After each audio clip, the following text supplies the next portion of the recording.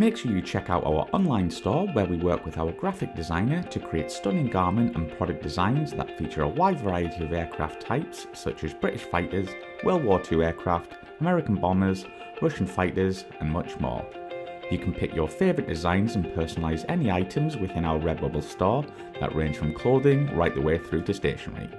All of our designs feature our logo so you can show your support for the channel while getting a quality product. You can head to our website aircrewinterview.tv and click store, or go to redbubble.com/people/AC interview. Thank you and enjoy.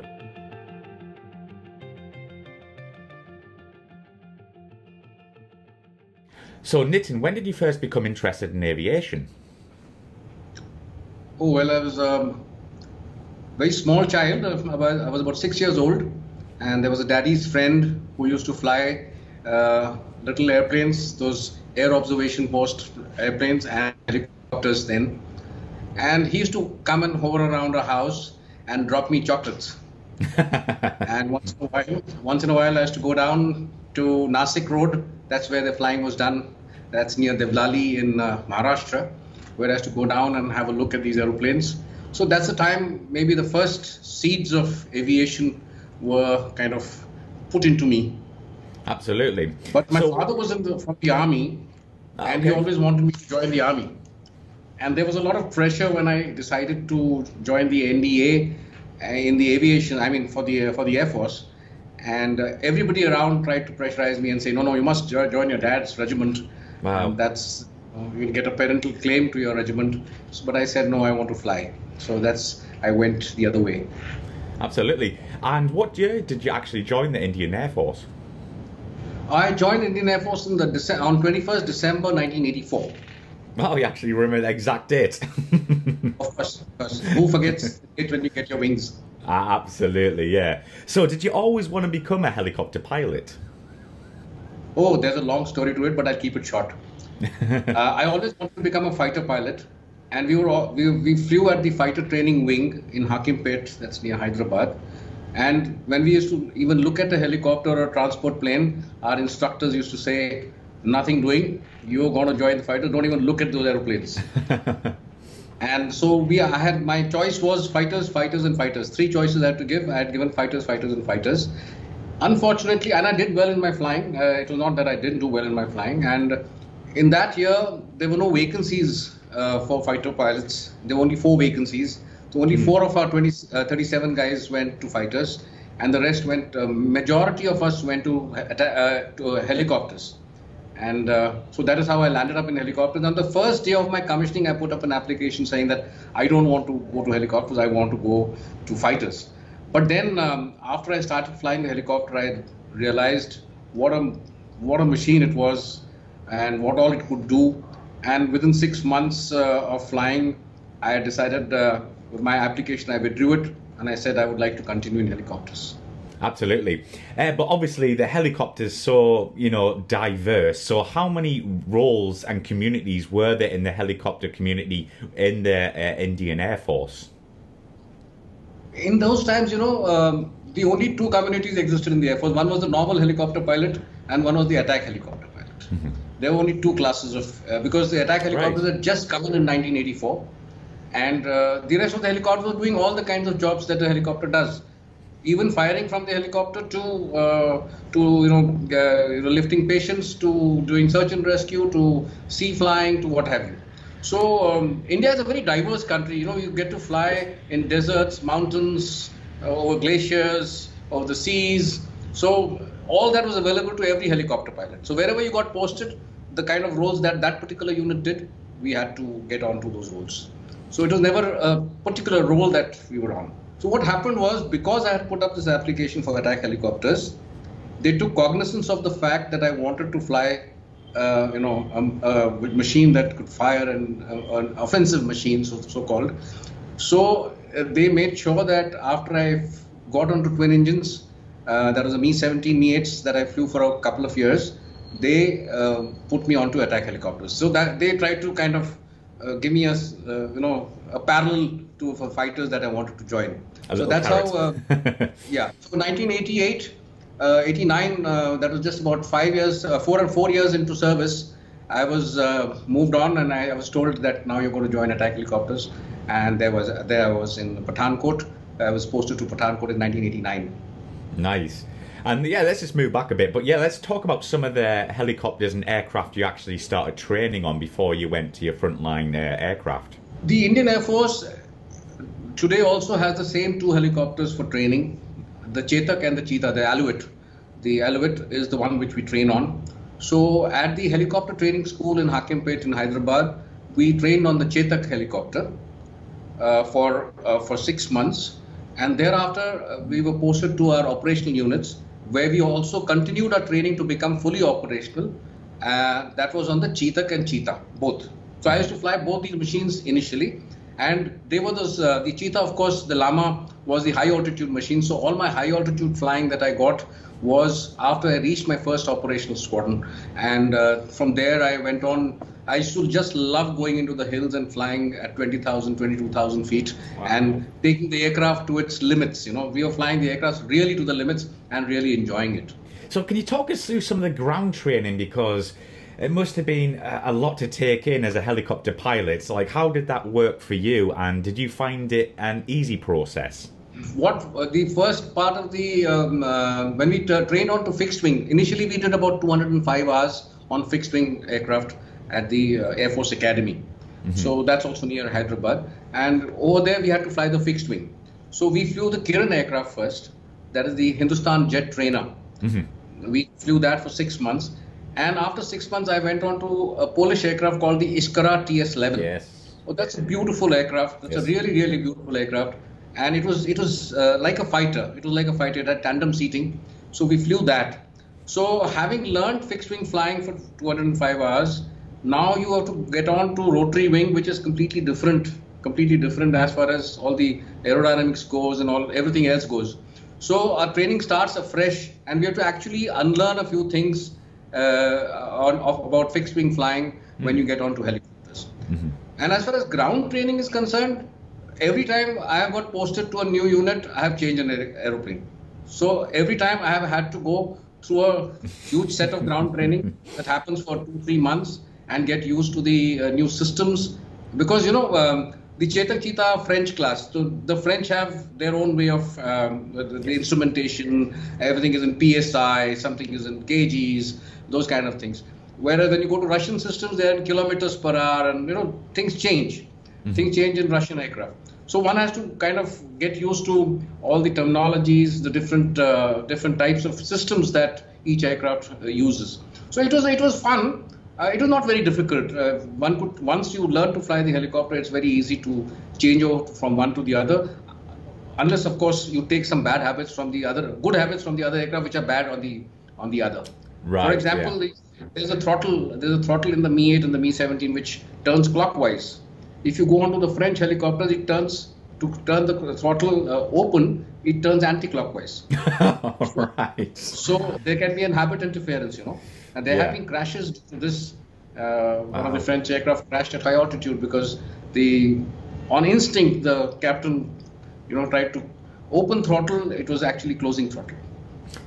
Yeah, that's a bit crazy, isn't it? Yeah, it's counterintuitive if you go from one type to the other. But let's talk a bit about your flying training, and I want to hear about your first time hovering a helicopter, because that must have been a wow moment. Oh, first time, it's like riding a cycle. You know, you just can't get the aircraft to stay at one place, and the instructor keeps looking at you and smiling. He says, okay, over this point. And so you're going all over the place. People go 500 meters ahead and 500 meters back, and they just can't control the damn machine. That's because it is so sensitive. It's so sensitive that you got to get very, very light on controls to control the helicopter where you want it to be. In fact, we used to call it thought control. You think that you want to go forward, it starts going forward. You think that you want to go back, it starts going back. It's just that sensitive, you know. So learning to hover is the most difficult part of changing over from fixed wing to rotary wing, because that is how you get back the aircraft safely and take off safely. Because you have to hover first and hover in different conditions. Strong winds from the right, from the left, from the rear. So you got to get used to all these kind of things. And every time you hover, it's a different experience. So once you get the hover right, it's a piece of cake. It's like flying any other machine. And did you get like a patch or anything for your first time hovering or anything like that when you landed? Well, we have a little system out there where when you do your first solo and you get back, you're supposed to give a crate of rum to the ground crew who have it's a tradition out there that once you finish with your first solo, you call everybody and give a crate of rum to them so that they can have a drink on your name in the evenings, whatever they plan to do. So that kind of, yes, we have that. And I was one of the first ones to go solo, in fact, in my course, the first one. So everybody was there on top of the air traffic control building and they were watching me land. And when I came out of the aircraft, I was feeling like a hero, walking with my helmet down. That's brilliant. So I remember each day of my flying career actually so clearly. Wow, that's brilliant. Yeah. And can you talk us through your first frontline aircraft and what squadron you were based with? My first squadron was a 111 helicopter unit at Bareilly. Bareilly is in Uttar Pradesh, and that is where we do all the hill flying towards the Himalayas. So that was my first unit, and I stayed there for 2 years. That is where we actually are groomed as pilots, as well as officers, as well as good gentlemen and everything. That's the initial grooming with our seniors takes place in the first unit, and you never forget your first unit. Actually, it's like the first flight commander, the way he taught us what to do, the little things that he told us. They're still with us, and whenever we meet him, he always says, "Oh, you used to get lost in the hills." I remember, but that bonding still exists with our first flight commander.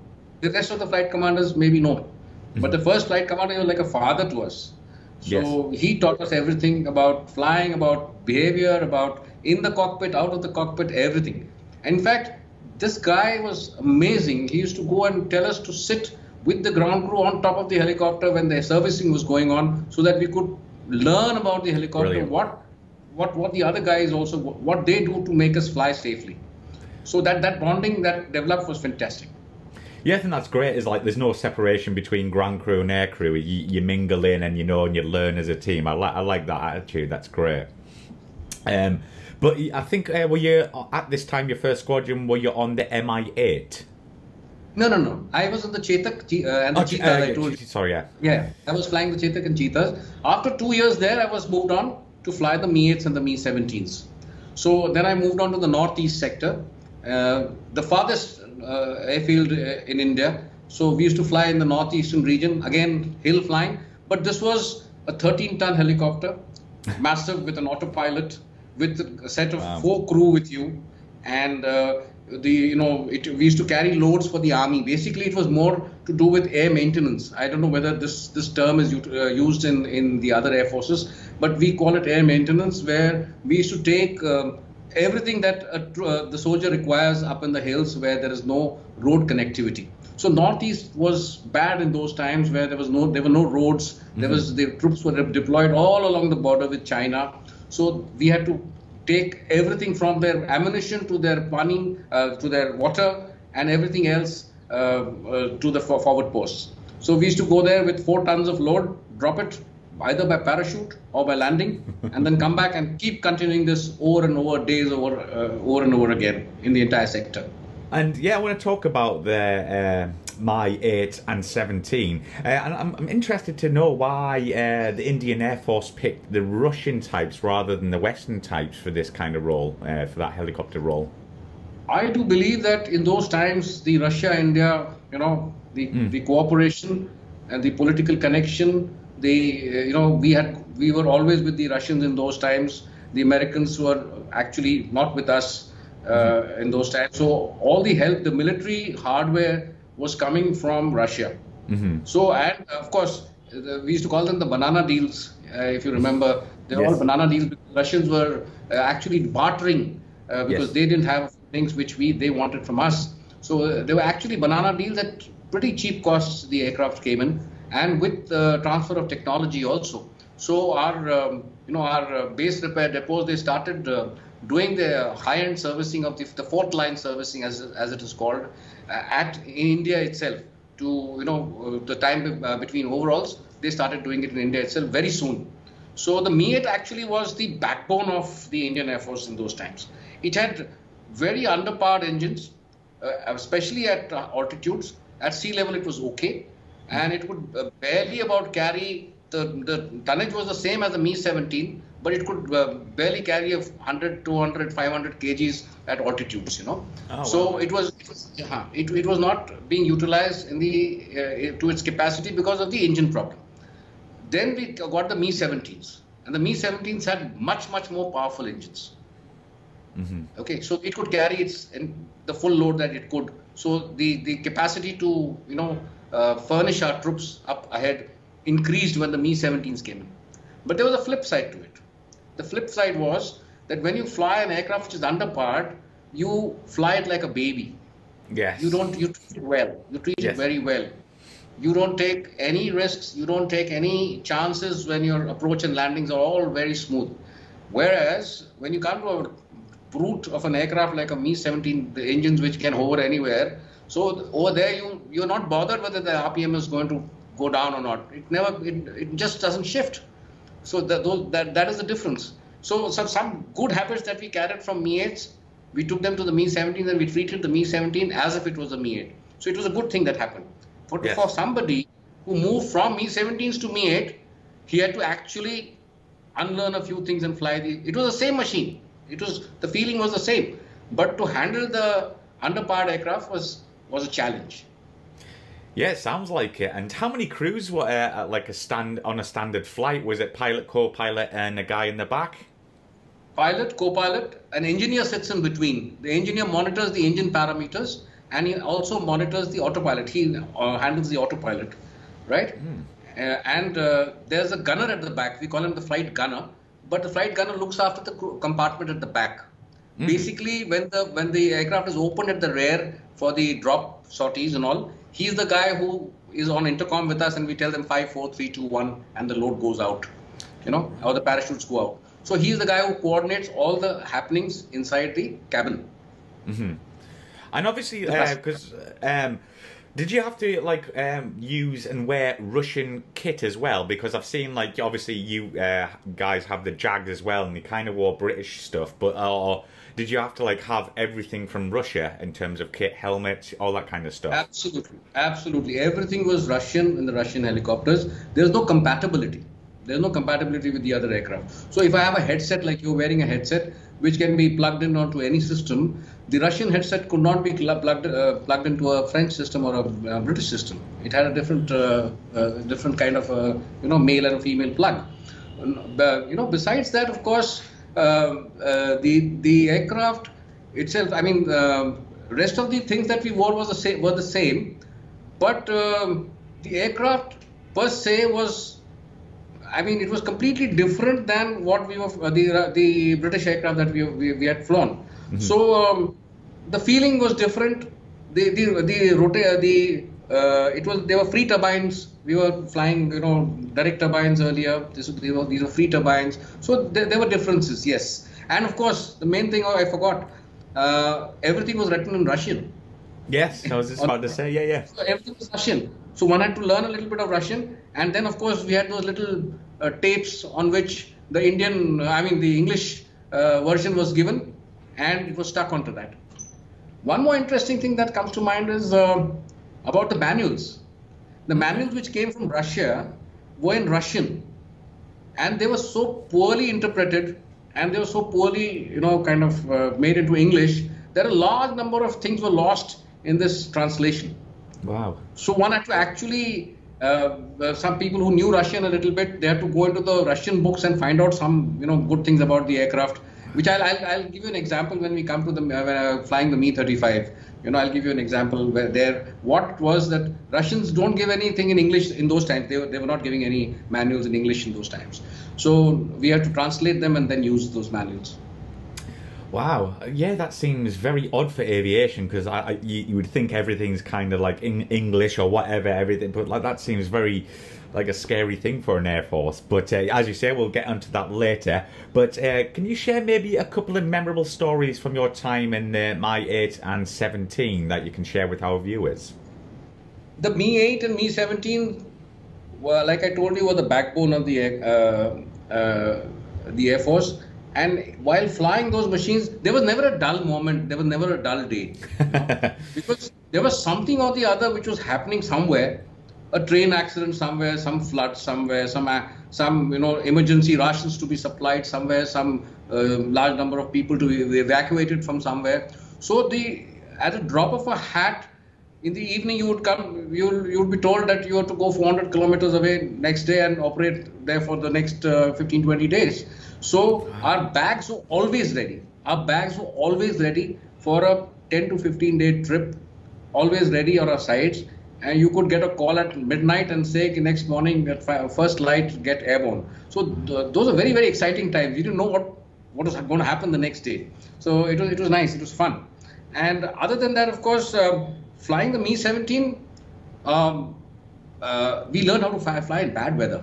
We were, in Chetak Cheetah, we don't get into weather. But in that aircraft, one could negotiate a fair amount of weather. And it was for a helicopter pilot to get into clouds, whatever systems you may have, whatever system you have got the state-of-the-art systems today. But to get into clouds, even the airliners also don't get into heavy clouds. They try to avoid it as much as possible. So to get into a cloud is quite scary for a helicopter pilot, because as it is moving in all planes all the time, and when you get into the cloud, everything goes for a toss. Your entire gyros, as they say, your gyros just topple. Just topple.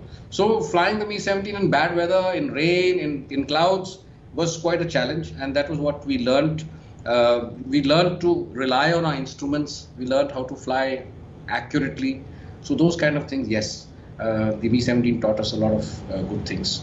And of course, one good thing that I flew, very interesting thing that I flew, was to go to the oil rigs from Bombay. I was posted in Bombay as a Mi-8 pilot, and the Mi-8 at sea level was good. So we used to carry all the fuel inside, whatever we could, an additional tank inside the aeroplane, and we used to carry full loads, and we used to go and land on a matchbox size helipad, which was not even a helipad which is not even fit for a Chetak Cheetah, 15 by 15 meters.